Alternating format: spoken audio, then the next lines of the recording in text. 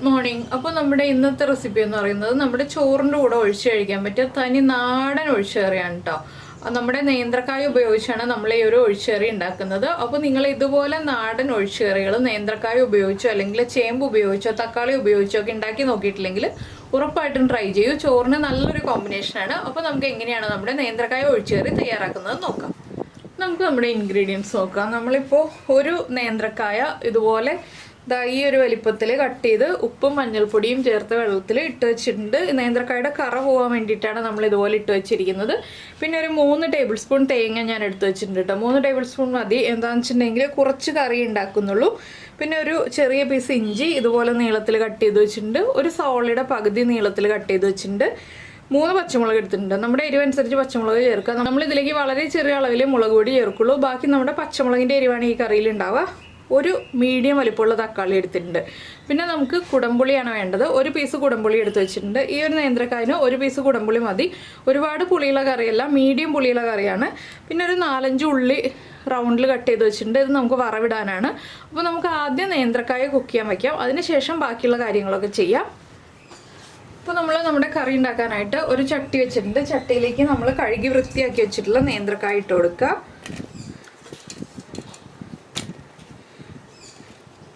ഇതിലേക്ക് നമ്മൾ എടുത്തു വെച്ചിരിക്കുന്ന ഇഞ്ചി കട്ട് ചെയ്തത്,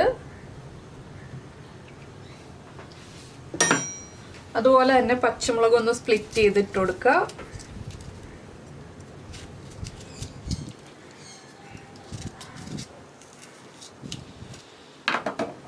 പിന്നെ നമ്മുടെ പകുതി സവാള,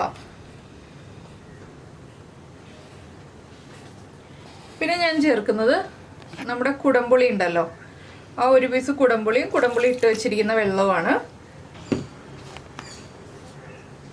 1/2 ടീസ്പൂൺ മഞ്ഞൾപ്പൊടി,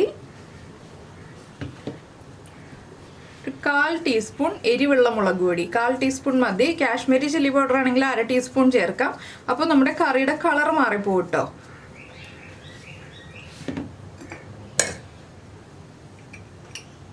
നേന്ത്രക്കായന് ആവശ്യമായിട്ടുള്ള ഉപ്പ്,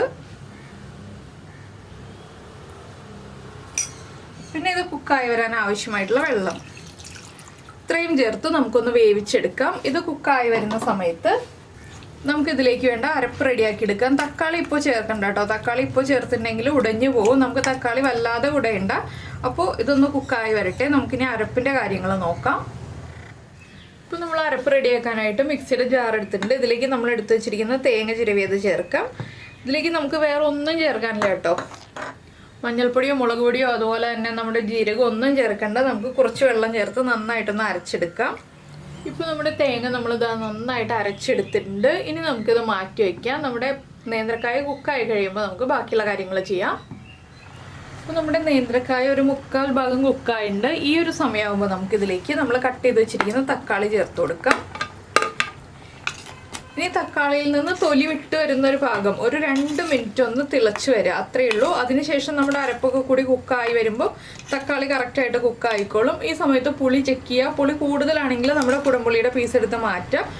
പുളി കുറവാണെങ്കിൽ ഒരു പീസ് കുടംപുളിയും കൂടി ചേർത്ത് കൊടുക്കുക കേട്ടോ. അതുപോലെ തന്നെ എരിവ് കുറവാണെങ്കിൽ ഒരു പച്ചമുളകും കൂടി ചേർത്ത് കൊടുക്കുക. ഇനി ഇതൊന്ന് തിളച്ച് വരട്ടെ. ഒരു 2 മിനിറ്റ് തിളച്ച് കഴിയുമ്പോൾ നമുക്ക് അരപ്പ് ചേർത്ത് കൊടുക്കാം. അപ്പോൾ നമ്മുടെ തക്കാളി ചേർത്തിട്ട് ഒരു 3 മിനിറ്റ് ആയി. ഇനി നമുക്കിതിലേക്ക് അരപ്പ് ചേർത്ത് കൊടുക്കാം. ഫ്ലെയിം കുറച്ച് വെച്ചിട്ട് അരപ്പ് ചേർക്കാം കേട്ടോ. എന്താണെന്ന് വെച്ചാൽ അരപ്പ് തിളച്ച് പോകരുത്. അരപ്പിലേക്ക് ആവശ്യത്തിന് വെള്ളം ചേർക്കുക. കൂടുതൽ വെള്ളം ചേർക്കണ്ട, കുറച്ച് വെള്ളം മതി. നമ്മൾ കുറച്ച് തിക്കായിട്ടുള്ള ഗ്രേവി ആയിട്ടാണ് ചെയ്യുന്നത്. ഇനി അരപ്പൊന്ന് നന്നായിട്ട് ചൂടായി വരുന്നത് വരെ നമ്മളൊന്ന് ഇളക്കി മിക്സ് ചെയ്ത് കൊടുക്കുക.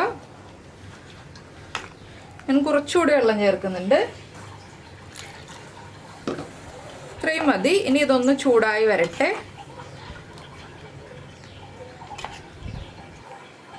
നന്നായിട്ടൊന്ന് ചൂടായി ആവി വരുമ്പോൾ നമുക്ക് മാറ്റി വെച്ചതിന് ശേഷം നമ്മുടെ വറവ് ചേർത്ത് കൊടുക്കാം. അപ്പോൾ ഏത് സ്റ്റേജിലാണെങ്കിലും പുളി കൂടുതലായിട്ട് തോന്നുകയാണെങ്കിൽ പുളി എടുത്ത് മാറ്റാം കേട്ടോ. അത്രയേ ഉള്ളൂ ഇതിലൊരു കാര്യം. പുളി കൂടി പോവാതെ ശ്രദ്ധിക്കുക എന്നുള്ളതേ ഉള്ളൂ. നമ്മുടെ നേന്ത്രക്കായയിലേക്ക് പുളി നന്നായിട്ട് പിടിച്ചിട്ടുണ്ടാവണം. അതുപോലെ തന്നെ കറിക്ക് പുളി കൂടി പോവാതിരിക്കുകയും ചെയ്യണം. തക്കാളിയുടെ പുളിയൊക്കെ ഇറങ്ങി വരും. അതുകൊണ്ടാണ് നമ്മൾ പുളി കൂടാതിരിക്കണം എന്ന് പറയുന്നത്. ഇടയ്ക്കൊന്ന് ഇളക്കി കൊടുക്കണം. തിള വരരുത്. അതുകൊണ്ട് ചെറിയ തീയിൽ വെച്ചിട്ട് ഒന്ന് ചൂടാക്കി എടുക്കുക.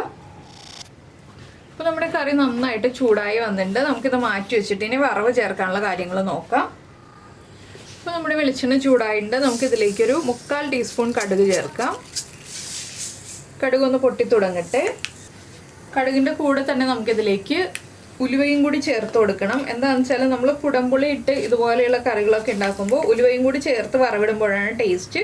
ഒരു 8-10 ഉലുവ ചേർത്ത് കൊടുക്കാം കേട്ടോ. അപ്പോൾ ആ ഉലുവയും കടുകും പൊട്ടി വരുമ്പോൾ പിന്നെ നമ്മളിതിലേക്ക് ചേർക്കുന്നത് നമ്മുടെ ഉള്ളിയാണ്. ഉള്ളി റൗണ്ടിൽ കട്ട് ചെയ്ത് വെച്ചത്. ഇതിൽ ഉള്ളി ചേർത്തിട്ട് വറവിടുക, അപ്പോഴാണ് ടേസ്റ്റ് ഉണ്ടാവുക. ചില കറികളിലൊക്കെ നമ്മൾ ഉള്ളി നിർബന്ധമായിട്ടും ചേർക്കണം. ഇനി ഉള്ളിയുടെ കളറൊന്ന് മാറി വരുന്നത് വരെ ഇളക്കി കൊടുക്കുക. അപ്പോൾ നിങ്ങൾ ഇതുപോലെയുള്ള കറികൾ, ഈ മീൻ കറിയുടെ ടേസ്റ്റ് വരുന്ന കറികൾ ചെയ്തിട്ടില്ല എന്നുണ്ടെങ്കിൽ, നേന്ത്രക്കായ ഉപയോഗിച്ച് ചെയ്തിട്ടില്ല എന്നുണ്ടെങ്കിൽ ഇതുപോലെയൊക്കെ ഉണ്ടാക്കി നോക്കൂ. നേന്ത്രക്കായ ഉപയോഗിച്ച് ചെയ്യാം, അതുപോലെ ചേമ്പ് ഉപയോഗിച്ച് ചെയ്യാം.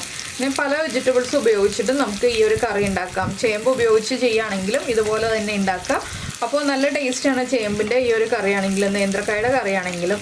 പിന്നെ തക്കാളി മാത്രം ഉപയോഗിച്ചിട്ട് ഈ ഒരു കറി ഉണ്ടാക്കാം, തക്കാളിയും കുടംപുളിയും മാത്രം ചേർത്തിട്ടും. അപ്പോൾ കുടംപുളിയുടെ അളവ് കൂട്ടുക കേട്ടോ. ഒരു പീസിൽ നിന്നുള്ളത് ഒരു 2 പീസ് കുടംപുളി ചേർക്കുക. തക്കാളി മാത്രം ചേർത്തിട്ടാണ് ചെയ്യുന്നതെന്നുണ്ടെങ്കിൽ പല രീതിയിൽ കറികൾ ഉണ്ടാക്കും. ഇതുപോലെ പല രീതിയിൽ കറികൾ ഉണ്ടാക്കാം. വെജിറ്റേറിയൻസിനൊക്കെ നന്നായിട്ട് ഇഷ്ടപ്പെടുന്ന കറികളാണ് ഇതൊക്കെ. അപ്പോൾ നിങ്ങൾക്ക് ഈ രീതിയിലുള്ള റെസിപ്പികളൊക്കെ ഇഷ്ടമാണെന്നുണ്ടെങ്കിൽ നമ്മുടെ വീഡിയോയുടെ താഴെ ഒന്ന് കമൻറ്റ് ചെയ്യണേ. അതുപോലെ നിങ്ങൾ ഇതുപോലെയുള്ള റെസിപ്പികളൊക്കെ ട്രൈ ചെയ്യാറുണ്ടോ എന്നുള്ളതും കമൻറ്റ് ചെയ്യണേ. പിന്നെ നിങ്ങൾക്ക് ഇഷ്ടപ്പെട്ട റെസിപ്പി ആണെങ്കിൽ ഒന്ന് ലൈക്ക് ചെയ്യാൻ മറന്നു പോരുത് കേട്ടോ. അതുപോലെ തന്നെ നമ്മുടെ ചാനൽ ആദ്യമായിട്ട് കാണുകയാണ്, നമ്മുടെ വീഡിയോ പ്രസൻറ്റ് ചെയ്യുന്ന രീതിയൊക്കെ ഇഷ്ടമായി എന്നുണ്ടെങ്കിൽ നമ്മുടെ ചാനൽ ഇതുവരെ സബ്സ്ക്രൈബ് ചെയ്തിട്ടില്ല എന്നുണ്ടെങ്കിൽ നമ്മുടെ ചാനലൊന്ന് സബ്സ്ക്രൈബ് ചെയ്ത് സപ്പോർട്ട് ചെയ്യണേ. സബ്സ്ക്രൈബ് ചെയ്യുന്നതിന് ഈ വീഡിയോയുടെ താഴെയുള്ള റെഡ് സബ്സ്ക്രൈബ് ബട്ടൺ ഒന്ന് ക്ലിക്ക് ചെയ്യുക. ആൻഡ് റൈറ്റ് സൈഡിലുള്ള ബെല്ലൈക്കണും ക്ലിക്ക് ചെയ്യുക. അപ്പോൾ ഓൾ എന്ന് പറഞ്ഞിട്ടൊരു ഓപ്ഷൻ കാണാം. ആ ഓളും കൂടി പ്രസ് ചെയ്തിട്ടുണ്ടെങ്കിൽ ഞാൻ എപ്പോഴും വീഡിയോ അപ്ലോഡ് ചെയ്യുമ്പോൾ നിങ്ങൾക്ക് നോട്ടിഫിക്കേഷൻ വരും. മിക്കവാറും ദിവസങ്ങളിൽ ഒരു 99% നമ്മൾ ഡെയിലി വീഡിയോ അപ്ലോഡ് ചെയ്യാറുണ്ട്. അപ്പോൾ രാവിലെ 7 മണിക്കാണ് നമ്മൾ വീഡിയോ അപ്ലോഡ് ചെയ്യുന്നത്. അപ്പോൾ നിങ്ങൾക്ക് നോട്ടിഫിക്കേഷൻ വന്നില്ല എന്നുണ്ടെങ്കിൽ നിങ്ങൾ രാവിലെ 7 മണിയാകുമ്പോൾ നീതാസ് ടേസ്റ്റ്ലാൻഡ് എന്ന് പറഞ്ഞ ചാനൽ എടുത്ത് നോക്കിക്കോളൂ. നമ്മുടെ വീഡിയോ അപ്ലോഡ് ആയിട്ടുണ്ടാവും. അപ്പോൾ നമ്മുടെ ഉള്ളിയുടെ കളറൊക്കെ ചെറുതായിട്ടൊന്ന് ചേഞ്ച് ആയി തുടങ്ങുന്നുണ്ട്. ഈ ഒരു സ്റ്റേജ് ആകുമ്പോൾ നമുക്കിനി നമ്മുടെ വറ്റൽമുളകും കറിവേപ്പിലയും ചേർത്ത് കൊടുക്കുക. ഞാനിപ്പോൾ കറിവേപ്പില ചേർക്കുന്നില്ല കേട്ടോ. എൻ്റെ കയ്യിൽ കറിവേപ്പില ഇല്ല, അതുകൊണ്ടാണ് ഞാൻ കറിവേപ്പില ചേർക്കാത്തത്. നിങ്ങളുടെ കയ്യിൽ കറിവേപ്പില ഉണ്ടെന്നുണ്ടെങ്കിൽ കറിവേപ്പിലയും കൂടി ചേർത്ത് തന്നെ വറവിടുക. ഞാനൊരു 3 വറ്റൽമുളക് എടുത്തിട്ടുണ്ട്.